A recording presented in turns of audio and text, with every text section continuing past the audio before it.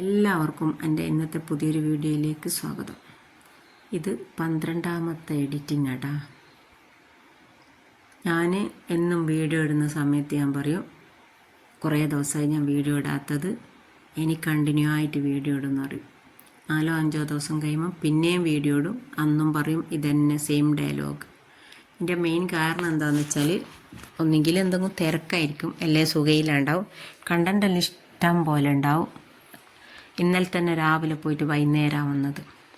ഒന്ന് ഫോൺ എടുത്ത് എന്നാ പറയുക, ഒരു ക്യാമറ എടുത്ത് നോക്കുക എനിക്ക് പറ്റിയില്ല. കാരണം ഈ തിരക്കിൽ ഇപ്പോൾ വീഡിയോ എടുക്കിയിട്ട് എന്താന്ന് അങ്ങനെ ഒരു തോന്നല, സുഖമില്ലാത്തവരിപ്പോൾ വീഡിയോ എടുക്കണ്ട, അതെല്ലാം ഒന്നും പ്രശ്നമൊന്നും ഇല്ലാത്ത സമയത്ത് ഞാൻ ഫ്രീ ആയിട്ട് നിൽക്കുന്ന സമയത്ത് എടുക്കുക എന്നുള്ള ഒരു മൈൻഡാണ്.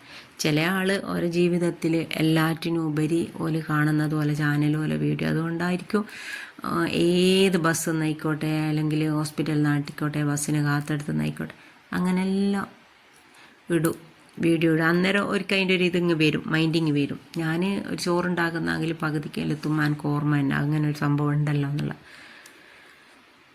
അപ്പോൾ അതെല്ലാം കൊണ്ട് ആ വീഡിയോ ഇങ്ങനെയെല്ലാം സംഭവിച്ചു പോകുന്നത്. ഇഷ്ടം പോലെ വീഡിയോ ഉണ്ടാവും എടുത്തിടുന്നാണെങ്കിൽ.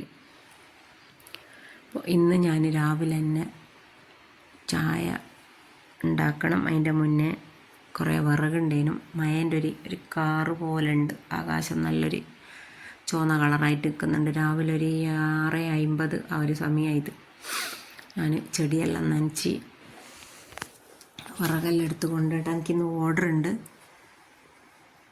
പിന്നെ സുഖയിലാണ്ടായിട്ട് ഇപ്പം കുറേ ആയി, ഒരു മാസത്തിൻ്റെ അടുത്തായി. പെരുന്നാളിൻ്റെ അന്നൊരു പനിയും ഒരു വയറുവേദനയും വന്നതാണ്, അതുകൊണ്ട് ഇങ്ങനെ കളിക്കുന്ന. എന്തെങ്കിലും ഒരു ടെൻഷൻ വരുമ്പോൾ ഞാൻ വിചാരിക്കും ഇനിയിപ്പോൾ വീഡിയോ ഒന്നും എടുക്കണ്ട, അല്ല റെഡി ആയിട്ട് എടുക്കുക വീഡിയോ, അങ്ങനെ നീണ്ടു പോകുന്നത്. അല്ലെങ്കിൽ തിരക്കുണ്ടാവും.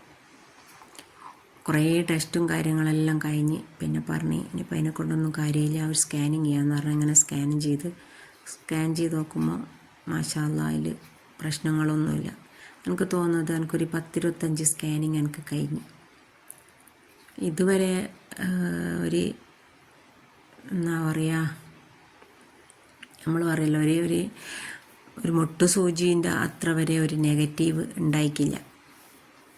കുറേ ആയി പറയുന്നത് വയറ്റിൽ 2 സെൻറ്റിമീറ്ററിൻ്റെ അത്രയും ഒരു തടുപ്പുണ്ട്. അതെന്നെ ഇതുവരെ പറഞ്ഞതായും വലുതായിക്കൊന്നുമില്ല, അതിനെക്കൊണ്ടൊന്നുമല്ല. പക്ഷേ ഇപ്പം ഡോക്ടർ പറഞ്ഞതെന്ന് വെച്ചാൽ പഴുപ്പുണ്ടെന്ന് തോന്നുന്നു, അതുകൊണ്ടാണ് നിങ്ങൾക്ക് ഇങ്ങനെ വേദന. നിങ്ങളൊരു കാര്യം ചെയ്ത് സർജന് കാണിക്കുക. നോമ്പിന് ജ്യൂസും എണ്ണക്കടിയും കഴിക്കുമ്പോൾ തന്നെ എനിക്കറിയാം എനിക്ക് പണി തരും എന്നുള്ളത്.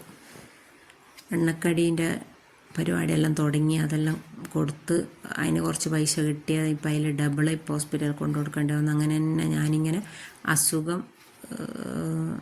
സഹിക്കേണ്ടതും വന്നു. നല്ലോണം കിട്ടി.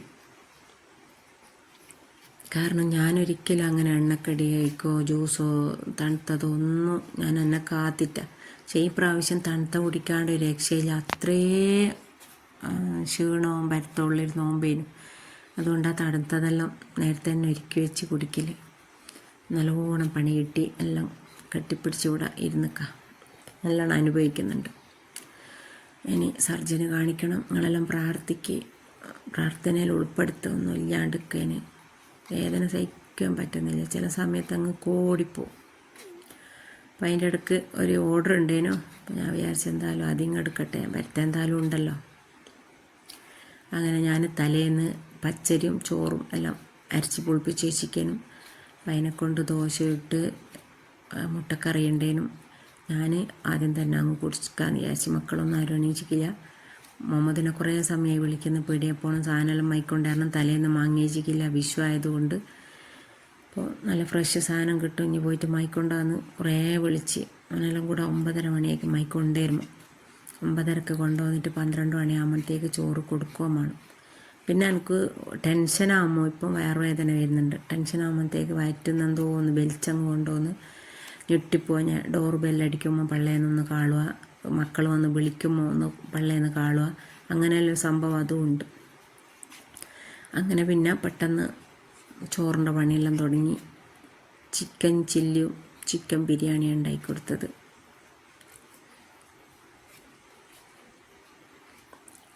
തുടങ്ങിയാൽ വിചാരിക്കും ഒന്നും വേണ്ടേനു. കാരണം ഭയങ്കര വെയിൽ. മുറ്റത്തുനിന്ന് പെട്ടെന്ന് ഉണ്ടാക്കിയെടുക്കുക, അതിനുള്ള അത്യാവശ്യമുള്ള വലിയ ചെമ്പും കാര്യങ്ങളും ഉരുളിയും എല്ലാം ഉണ്ട്. അതിൽ കയ്യല ഒരു വയറുവേദന വരുമ്പോൾ അങ്ങ് ഓടിപ്പോവും. എടുത്തിക്കില്ല വിചാരിക്കും, അയിമല അങ്ങ് പോവല്ലേനും സമയം, ഞാൻ എന്തിനാ എടുക്കാണ്ടുന്നത് എന്ന് വിചാരിക്കും. ഇങ്ങനെയല്ല ഓരോരോ ദിവസവും കഴിച്ച് കൂട്ടുന്നത്.